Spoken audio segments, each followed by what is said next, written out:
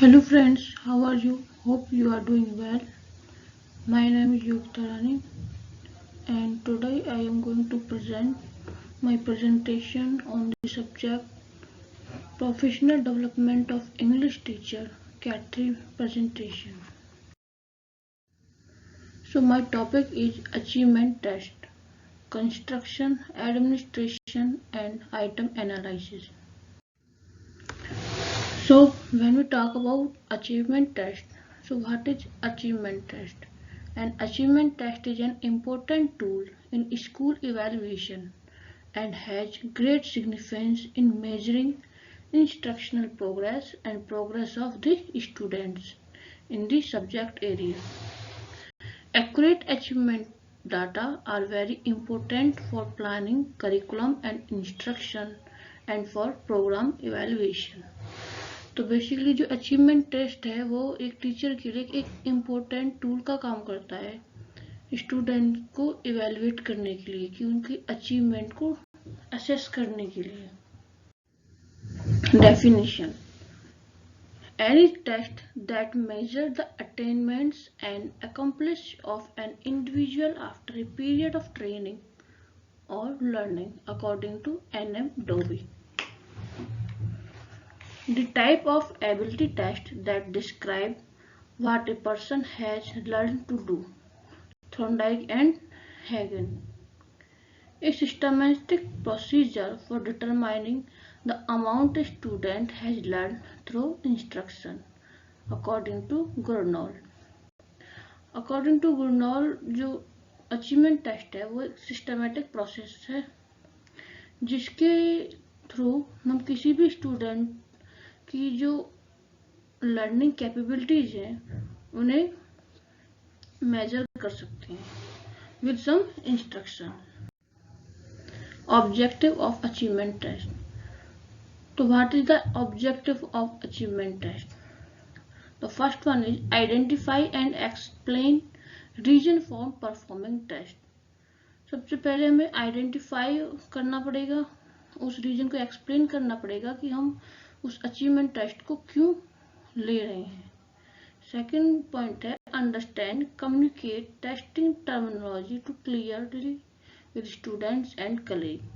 फिर उसके बाद हमें ये समझना होगा और जो स्टूडेंट्स हैं और जो कलीग्स हैं उनके साथ कम्युनिकेशन के द्वारा जो टेस्टिंग की जो टर्मिनोलॉजी है उन्हें भी क्लियर करना पड़ेगा. Third one is evaluated test validity and reliability. जो थर्ड पॉइंट है ये मोस्ट इम्पोर्टेंट है क्योंकि किसी भी अचीवमेंट टेस्ट को पूरा करने के लिए ये जरूरी है कि जो टेस्ट हो वो वैलिड हो और रिलायबल हो. Fourth one is select appropriate test. और किसी भी स्टूडेंट की अचीवमेंट को असेस करने के लिए जो टेस्ट हम बना रहे हैं वो एप्रोप्रिएट होना चाहिए. Number 5, administer test protocols properly and safely. और जो हम टेस्ट ले रहे हैं, जिस भी स्टूडेंट को की अचीवमेंट को असेस करने के लिए हम जो भी अचीवमेंट टेस्ट बना रहे हैं उससे हमें सारे प्रोटोकॉल्स को प्रॉपरली और सेफली एडमिनिस्टर करना पड़ेगा. Functions of an achievement test. तो what are the function of an achievement test? It provides basic for promotion to the next grade. जो अचीवमेंट टेस्ट है वो एक बेसिक गाइडलाइन प्रोवाइड करता है स्टूडेंट्स के लिए उन्हें नेक्स्ट पोजीशन में लाने के लिए. Second one to find out where each student stand and various academic areas. जो अचीवमेंट टेस्ट है वो एक टीचर को हेल्प करता है स्टूडेंट्स की कैपेबिलिटी को पहचानने के लिए कि एक एकेडमिक एरिया में स्टूडेंट्स कहाँ पर स्टैंड करता है, उसका लेवल क्या है. Point number 3, it helps in determination about the placement of the students in a particular section.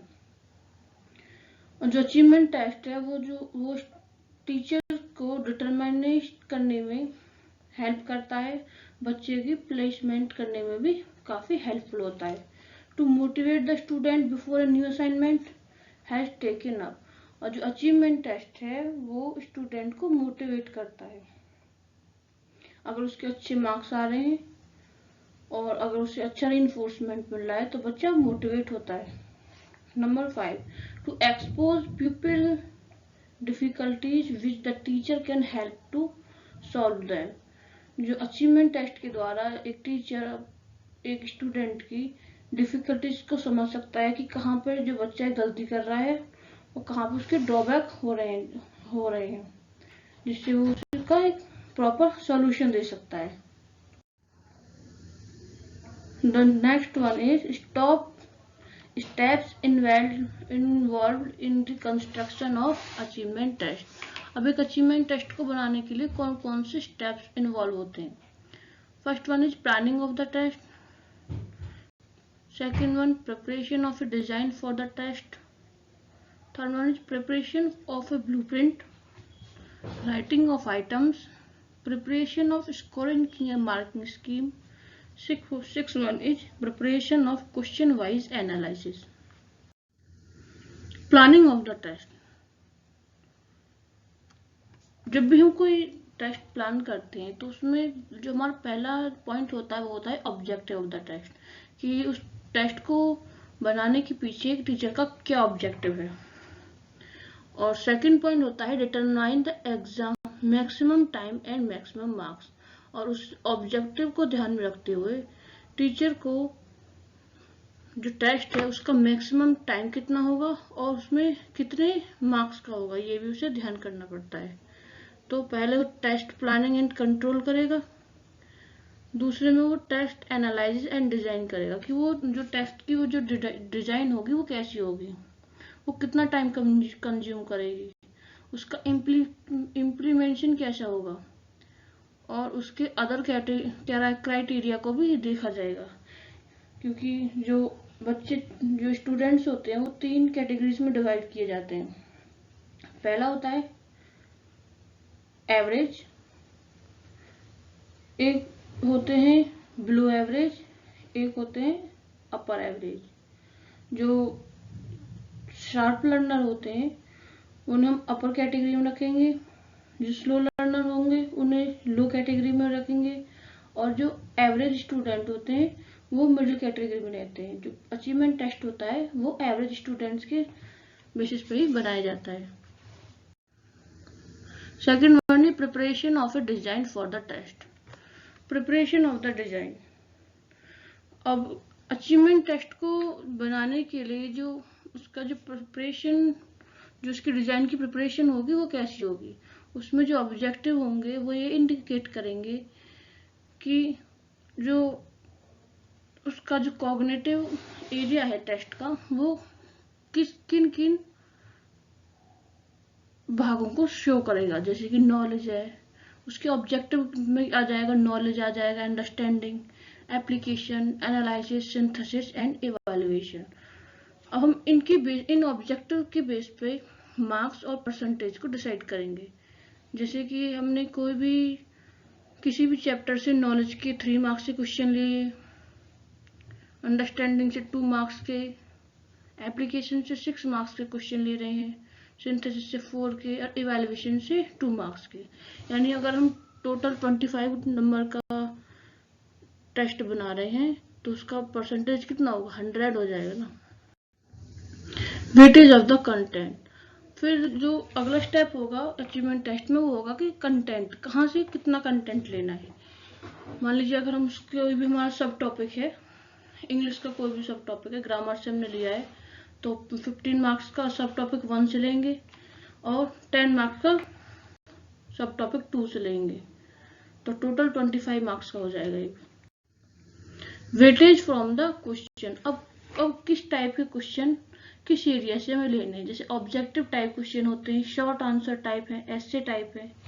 तो मान लीजिए हम ऑब्जेक्टिव टाइप 14 ले रहे हैं, शॉर्ट आंसर टाइप 7 लिया, एसे टाइप 1 लिया, तो ये weightage of form of question हो गया।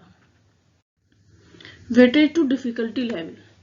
अब फिर जब हम सबका क्राइटेरिया सेट कर देंगे तो उसका होता है फिर हम जो अचीवमेंट टेस्ट है उसका डिफिकल्टी लेवल सेट करेंगे। जैसे कि इजी है, एवरेज है, डिफिकल्ट है। तो हमारा जो मेन फोकस होता है वो एवरेज स्टूडेंट्स के ऊपर होता है।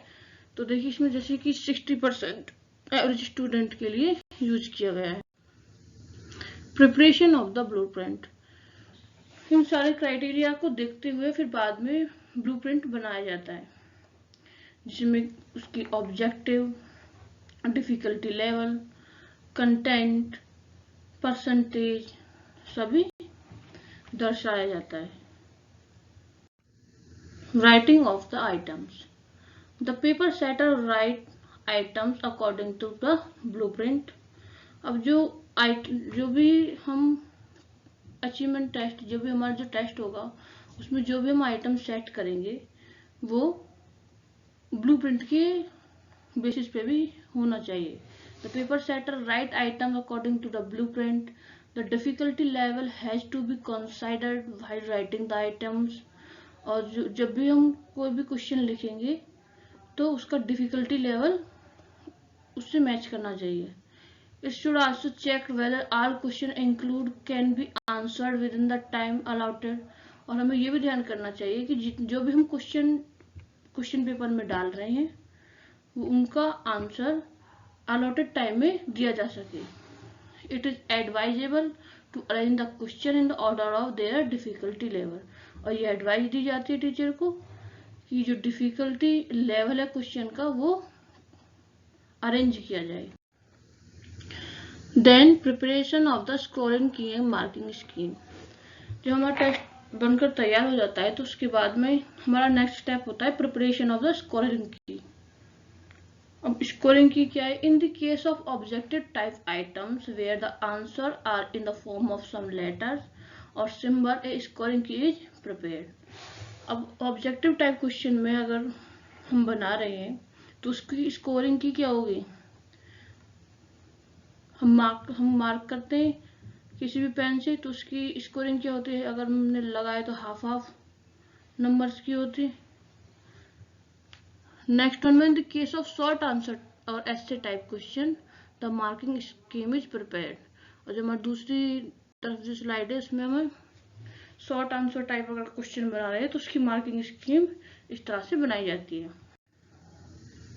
Preparation of question wise analysis, और फिर उसके बाद में हम क्वेश्चन वाइज एनालिसिस करते हैं, जिसके हमने सब टॉपिक 1 से नॉलेज के कितने क्वेश्चन लिए हैं, उनका डिफिकल्टी लेवल क्या है, उनका कंटेंट कैसा है, उन पे मार्क्स कौन से हैं और वो कितने मिनिमम टाइम में हम दे सकते हैं।